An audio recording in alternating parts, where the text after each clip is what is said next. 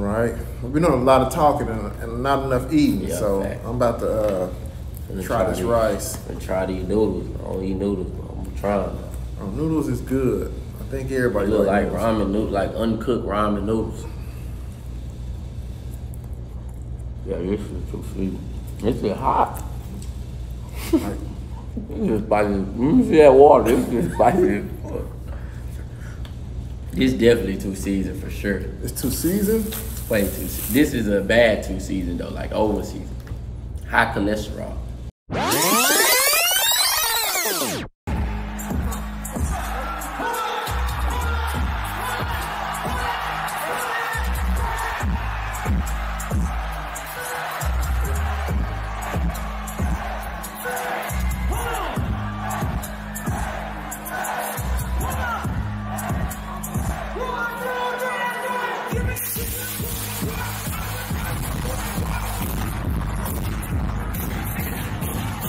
What up? I'm back with another video, and as y'all can tell by the thumbnail, this is gonna be a spicy video. No kink intended, no diddy, pause, whatever y'all wanna say. Yeah, it's one of those videos, and well, no, it's not one of those videos. It's a spicy challenge video, but it's not a challenge. Basically, this video was inspired by one of my subscribers. You know who you are, so just for you giving me this idea, this whole concept, drop your cash out under your last comment. I know who you are, so for people that's gonna try to fake it, no, I know exactly who it is. But yeah, so I'm talking to you, bro. Drop your cash out under your comment, and I'll send you some bread for, the thought of this video. Appreciate it. So I literally debated if I wanted to do the hot chip challenge or the hottest noodles. I see everybody done the hot chip challenge, and I didn't want to do it. I don't know, I chickened out. I decided to get the hottest noodles. So I Googled it and I went to almost every store, couldn't find them. So I just ordered them online. I seen there was 2 types and I got both types. Hopefully they both hot. I'm gonna try them both. Actually, that's the thing. I'm not gonna try them both. I don't even think I'm gonna try them. So my idea is I'm going to tell my homie that we're gonna do a mukbang, and I'm gonna convince him that it's just normal Thai food or normal Chinese food. He's not gonna know the difference. But what I am gonna do, I am gonna go to a little spot out here, grab some other food and mix it. I'm gonna mix it. So we're gonna try the food. I'll have him eat the noodles last. He won't expect it. Right now he at the gym getting the workout in. So my plan is to pull up at the gym. Of course I'm gonna bring the food in, and I'm gonna tell him that this video is about him and we'll do a mukbang after eating the food. So he won't have no idea. And it's just gonna sneak up on him. So it's kind of like a prank. And I'm not gonna tell him until it's over, and we'll see, how it works out. So right now, I don't know which one is the hottest. I got this. It say 2 times spicy. I seen Google reviews. They said that this is really hot, but I know that this right here should be hot. Anything that come in a black package is usually hot. So I'm just gonna mix them both. I hope it don't burn his tongue or damage or anything, but I don't know. Maybe I'll stop and get some milk too to help him out. Milk and water, we'll see. It might not even be that hot, I don't know. But I'm about to whip these up, and then I'm gonna head over to the little Chinese place and get some more food. So, see y'all in a few. All right, so this is the final project. This is what it looks like. I added both packages. Now, let's go do it. Just got the food, bag secured. I got just another little chicken plate. The thing is, the reason why I came to this place, I don't even know the name of it, is because they actually give out the same type of things like this. They give out the same one. What I'm gonna do is just put it in here and we're gonna get it in. All right, so I just got here at the school and I'm about to get ready to go in. My whole plan is to, like I said, basically just trick him into just getting to eat. I'm gonna try to keep asking him questions and stuff. Like, he gonna think that it's probably like an interview and a food review. So I'm gonna ask him questions to keep him distracted and try to get him to eat. I just hope his brother don't come along and try to get a bite of it, because he like to ask a lot of questions. He talk a lot, so he'll ask questions. Like I said, I'm just gonna try to get him talking. I'm gonna ask questions. I'm gonna record him while he practicing a little bit. working out, a bunch of stuff that I don't care about right now. Like, that's not that type of video, but I'm making him think that it's that type of video. You know, the video is about him. The sickest part about this is, what if I get him to try it and it don't even be hot? If it don't even be hot, I'm gonna be sick. I'm like, okay, I just wasted my time. So this better be hot. I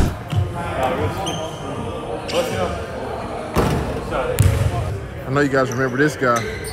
This is the one that said that he was going to school. Would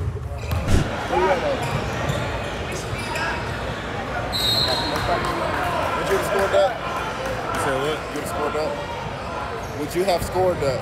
Hell yes. Stop the cap. Stop the cap right now. Stop the cap. I ain't sure no more do that. All right, so what's up, YouTube?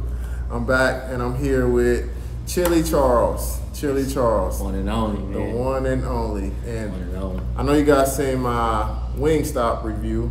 Now, today we have Chinese food. I think it's called, I don't even know the name of it. But look, we're still gonna review it. We're gonna see how it is. As we review it, we're gonna get to know Chili. Yes, sir. I'm trying something new, y'all, by the way. I don't eat noodles. And I don't think he do the camera either. Called stingy. He got the rice and stuff. Wait, bro, we're gonna eat the chicken first. One at a time. You don't mix it? You don't know how to eat, bro.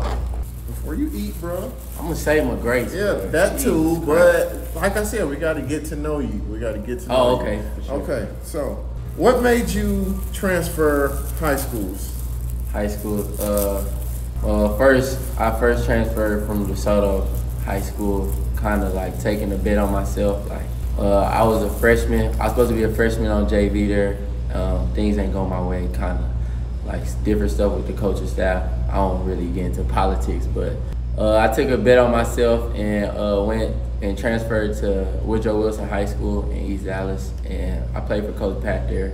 I started off kind of on the bench. Like, I had to work my way into the lineup. Like, I was a young guy. Like I said, I transferred at the end of my freshman year. I was a young guy, so I had to work my way into the lineup. But like, my game is scoring, and I couldn't do that off the rip because I had better and older players ahead of me. So I had to learn to figure out how to play a role and be really good at that role to touch the floor. So when I transferred to Woodrow, it took me to like the middle of the year to crack like the 6-man, and by the time the playoffs came, I cracked the starting lineup. And then after Woodrow Wilson, we lost in the 4th round of the playoffs. Coach Pat took a job at WT White, and I was one of the kids he bring with him. Well, one of the only kids he bring with him. So he believed in me to come turn things around at WT White High School, a school that was 4-20 before I got there, never touched the playoffs, and was just like kind of like the culture was like a losing culture, kind of known for losing. When I made the move, everyone was kind of like, why WT White, when they asked me, but like I was kind of proud that I was able to have the courage to take a move like this. My first year at WT White, we finished 14-6, their first ever winning season, and that put us in 4th place of district, which put us in the playoffs for the first time ever at WT White. We lost first round to Lancaster High School. They had like 3-4 Division I players. One of them is Wade Taylor, a really good player in the SEC. Actually was, I think, and runner-up for the Naismith. So like, we played some great competition, and that loss was like a learning lesson, because the next year we came back and we was 28-7. So my 2 years at WT White was pretty good, and I'm glad I took the bet on myself. It helped me learn a lot. Y'all heard that part, so now we're about to try the chicken. Are you gonna bless us? I'll say grace. Dear Lord Heavenly Father, thank you for waking us up through yet another day. Thank you for pushing us through this day, keeping strength and nourishment in our bodies to fight through.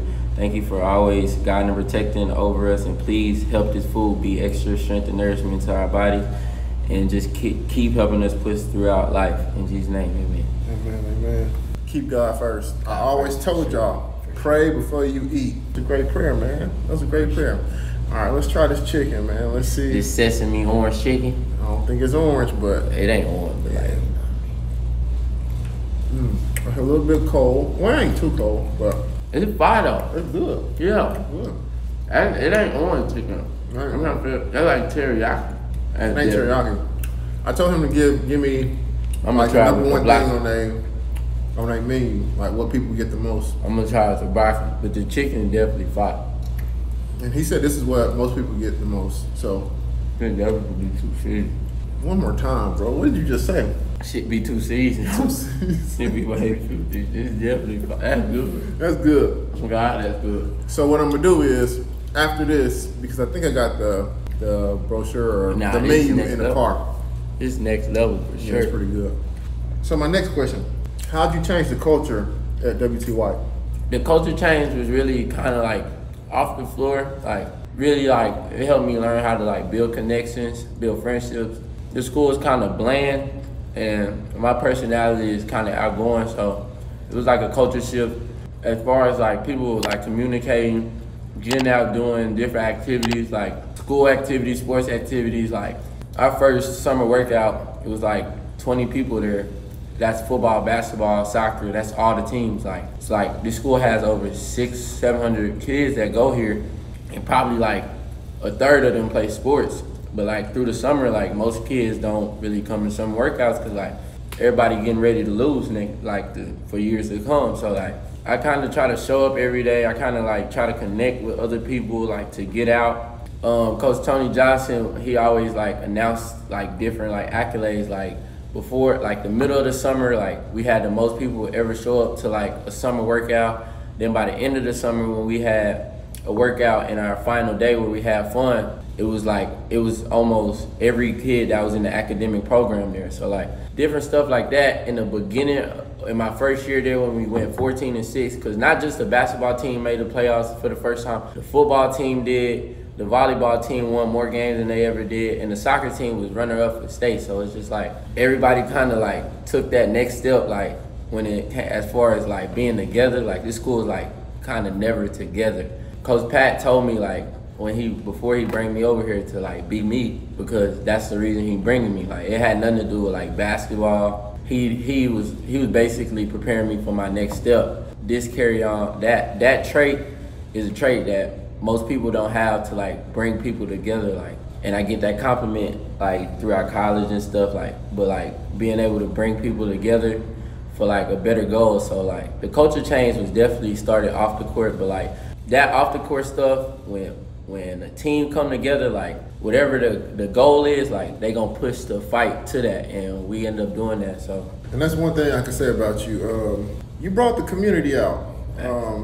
I don't think the games were as popping until you got here, and like it was a big change.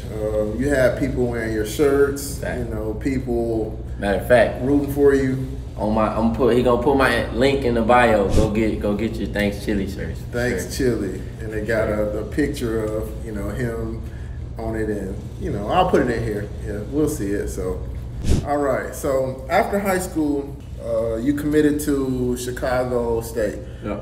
That's a D1. Explain to the people how your first year there was. Just explain how, coming into college was, and if you had any expectations, and if you didn't have any expectations, just talk about that year one. To be fully transparent, like Chicago State was rough, just regarding the fact that I walked on there. Like I posted a commitment, but I took another bet on myself. Like the transfer portal opened up the year before I went into college, so it was kind of harder for high school kids to get into schools like Division I's, because a lot of coaches was taking college players. So like if you wasn't already like a top ranked player, it was kind of hard for you to get into school. But I believe I could play at the highest level, so I kind of took a bet on myself. Like, and I walked on there, but just the expectation going in, I expected not less, but like the intensity was higher than what I thought. And like it took me a while to adapt as far as like the speed and stuff, but the work ethic, like I had it was there. I was always kind of like the first person to practice, last one to leave, trying to show like I wanted it. I don't really get into like the politics and stuff, but like walking on there and the coach recruiting players off from one community, like one state, like it was kind of, the odds were against me. So like the play there wasn't that much for me, but I learned a lot not being able to play, but having to go through like trials, through practices, not being able to go on trips, having to be at practice, watching other players practice, knowing I could be in there. And like when I get in, I do the right things, but like I'm already kind of like at the bottom of the list. So like it was like the opportunity was less, and if I messed up, it was like it took a while for me to be able to show what I could do again. And like being like set out to the side, it messed with my mental a lot. But my time from Chicago State to when I got back home in the summer, it let me know that I loved basketball, because like going through the mental and like almost wanting to quit basketball just because of all the stuff I had to go through, it helped me see that this is what I wanted to do a lot, because I could have came home and stopped playing, but I came home, didn't know what I was gonna do for like 2 months. In the middle of the summer, I committed to a JUCO, which we'll talk about, but. Okay, so the thing is most of the times we go to school and it's a big transition, because we come from high school being the man, and then we go to college, you know, just become a normal guy. Oh, definitely. Because there's always a big man on campus, if that makes sense. But you made it through your first year and you went to a JUCO. What JUCO was it? Northwest Kansas Technical College in the Jayhawk Conference. Okay, and by my understanding, I watched a few games. You balled out this year. Yeah. You did pretty good. Yeah. And how was the JUCO lifestyle? Like he said, I balled out, but I definitely went through trials first. Like it was definitely rough before the Diamonds. Like when I first got there, I didn't commit to the JUCO until like July, late July, going into August. Like I committed and I went to school a week later.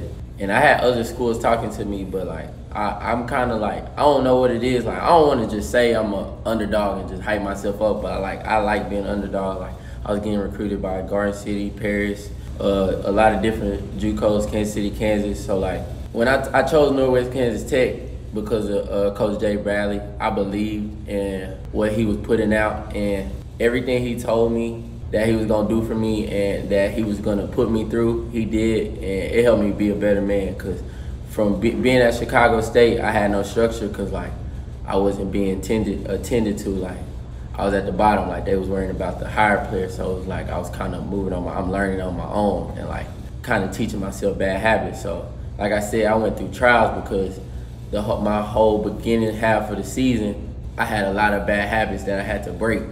And I thank Coach Jay because he did break all my bad habits, and everything he promised me, like the promises, they came to pass. Like the beginning of the season, I was kind of like my play was up and down. Like he wanted to start me in the jamborees, like when he just let us hoop. Like I'm a hooper, so I went out there and did my thing. Like to South Plains, the best JUCO in the country, I had 18. We lost by 2. Like jamborees, I did fine, but when the actual play in the season kind of started, like practices up until the first games was like kind of rough for me. Like getting into it with Coach Jay, like getting put out of practice, 3 times in a week, like almost getting sent home, like just different stuff, because like I couldn't get out of my own head, and I was just fighting the fact that I needed to change, and I thought I was just like this great person. Not even on the court, but like off the court and on the court. And I had to learn that I wasn't, because I was playing from like when the season started, like the regular season into like conference play, I was playing from like, it was a game I played 20 minutes, and it was a game I played 10 minutes. Then after I played another 20-minute game, I played a 20-minute game versus Cali, number 2 team in our conference. We came home and we played Butler, and I've been having good practices and good, like I was doing better. But he wanted to like test like where my character was at.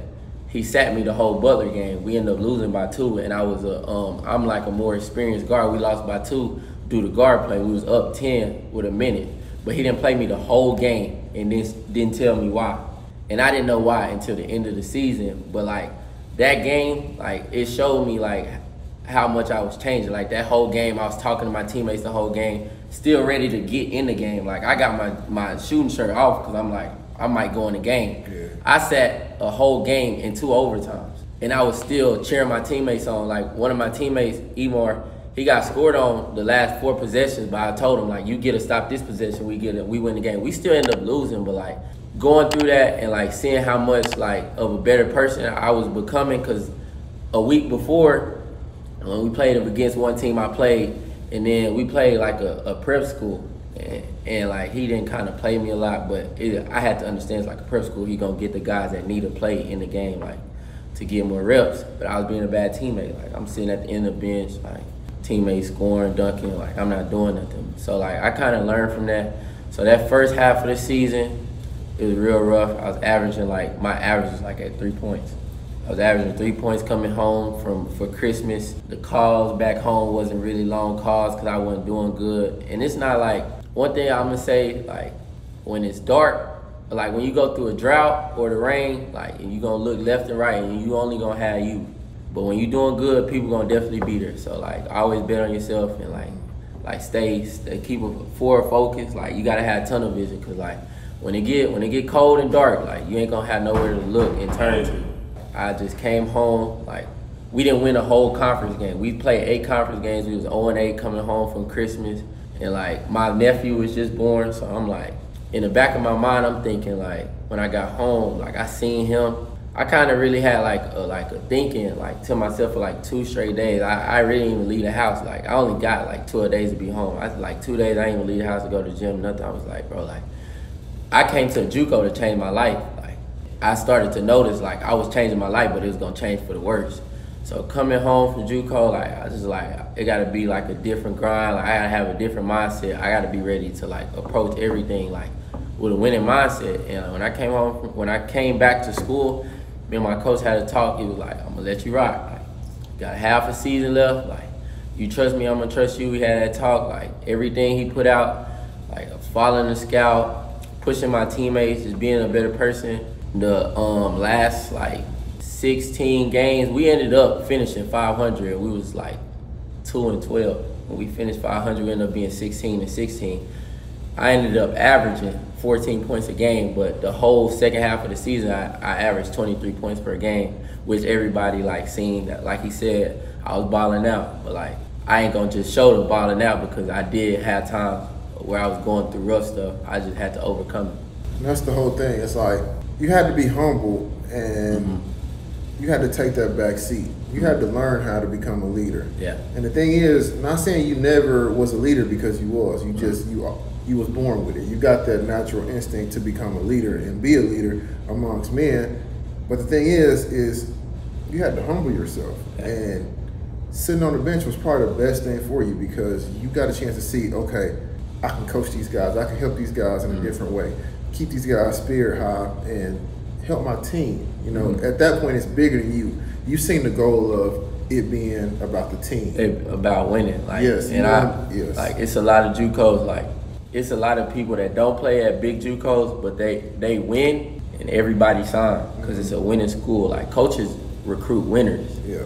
So, like, if you got a winning program, like, a coach can't deny you. So, like, I just had to learn how to put all the winning traits that I was, like, born with and, like, embrace it other than putting the ball on the floor because, like, the ball not gonna bounce forever. So, like, you got to be able to do better things. So. All right. We've been doing a lot of talking and not enough eating. Yeah, so, fact. I'm about to try this rice. And try to eat noodles. I don't eat noodles, but I'm trying. Noodles is good. I think everybody Look like noodles. ramen noodles, like uncooked ramen noodles. Yeah, this is too sweet. This is hot. This is spicy. Let me see that water. This is spicy. It's definitely 2 seasoned for sure. It's 2 seasoned? Way 2 seasoned. This is a bad 2 seasoned though, like over seasoned. High cholesterol. High cholesterol? Spicy. This is I like my rice, bro. Not to be racist, but like this is definitely them noodles cooked for Asian for sure. What do you mean by that, bro? Asians like spicy stuff, bro. This is good, though. Tastes like noodles. I prefer rice. The chicken top 4 though, for sure. What do you rate the noodles? 6.5. 6.5? I'm a food connoisseur, so Okay. I'm really not even being 100. Okay. Cause I gave him an extra one, cause you know I can't give put a bad rating on it. Okay. No, be honest though. If you don't like it, then Kind of too spicy, like OD spicy. OD spicy? Like my tongue is burning. It's OD spicy. I'm trying to keep my composure, but like then they dry. Like they drain all the water out. You know when you cook noodles, you put a little bit of water out so they could still have some soup in it. It's like hella cayenne pepper. I'm telling you. Shit's spicy. Get this Maybe too seasoned, bro. Way too seasoned. I'm gonna get this a Nala for sure. But anyway, so coming out of JUCO, you just committed to a school, right? Yeah, I just committed to University of West Alabama. Shout out Coach Nick Woodruff and Coach Jake. Okay. Thank y'all for believing in me and just believing in my game. I chose that school because like most schools recruit like through like their assistant coaches. When they recruit, they go out, they recruit, assistant coaches call you. Had a couple of D1s call me, like Southern University, Robert Morris. Beginning of the year, I had a couple other Division Ones looking at me. I had some Division Twos too call, but like it was all assistant coaches, and it was kind of like just regular recruiting. Like coaches recruit a million kids. Like they'll call you, like if you're not ready to like sign, like they'll be off you. Like the difference between Coach Nick and other coaches, like Coach Nick called me personally. He was on the way to his son's baseball game. I'm like, who called my phone? Like, Charles Bofana. He was like, what's up? I'm like, who is this? Coach Nick Woodruff called me. He was like, I need you to sign today. I was like, I mean, I gotta talk to my family, but like everybody was just like, nah, like he passionate about you. Like, and I believe he believed in my game, not more than me, because nobody should believe in you more than yourself, but like he believed in what I could do. And not just my game, but he believed in my winningship traits and all the other things that I could bring to the table. Kind of talk to him like almost every week. I talk to Coach Jake almost every other day. So like, kind of pick each other's minds, because that was a big thing that helped me at the JUCO level. Coach Jay, him, and also shout out Coach Baker at my JUCO. Like I talked to them almost every day. Like it was bigger than them being my coach.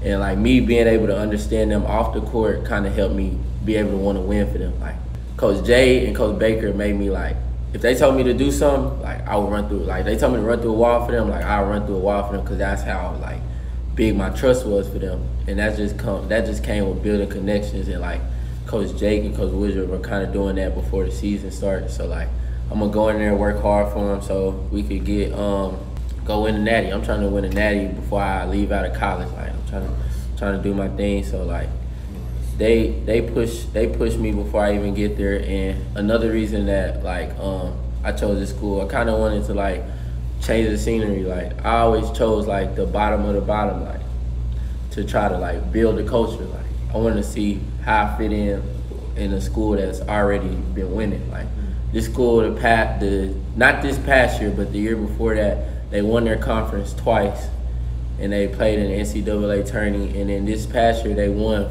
They was in fourth place, and they was able to play in a conference tournament. So they have a winning mindset. And Coach Nick is kind of upset about being fourth and being able to make the playoffs. So like I like that him losing like it pisses him off. So like I want to see what it is playing for like a winning program and see how I fit in. Like I'm able to fit in and like rise to the top and be a leader with losers. Like I need to figure out if I could go in a winning environment and still like thrive. So like that's a good challenge for you. Yeah. That's a good challenge. Cause I always grew up playing with like kind of like the best players. Like with AAU, I played with like different 5-stars, and like I kind of was like a role player. But I want to see if I could like break out of that shell and show like what I could really do. Cause like I done ran with the best, so I'm gonna show that I can this year. Like that's my biggest goal is not really the encore stuff. Like I know it's gonna come. Like I trust in the work that I put in, so I know it's gonna show. I want to show that I could be the person everybody talk about as far as like, oh, that's their captain, like that's their leader. Like, oh, that's the reason they winning. Like, cause he able to like get his guys together and like orchestrate stuff. That's what made us start winning at my JUCO. Like we had a point guard, but we ain't had nobody to like gel everything together. We ain't have a coach on the floor. Everything from the scout to our plays. Like if it was a scout, I was overemphasizing the scout. I'm on the court yelling at the other team, telling him what he do, cause it played mind games with the other team. So like just being like.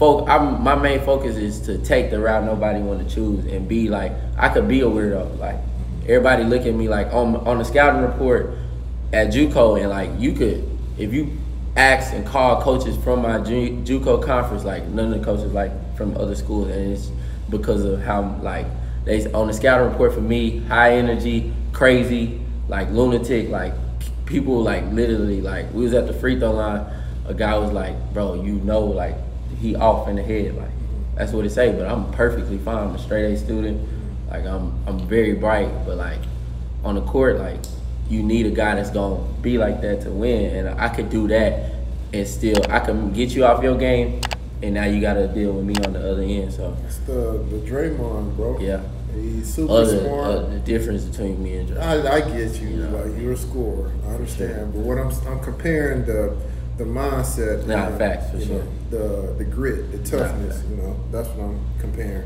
Last thing, give the people out there that some encouraging words.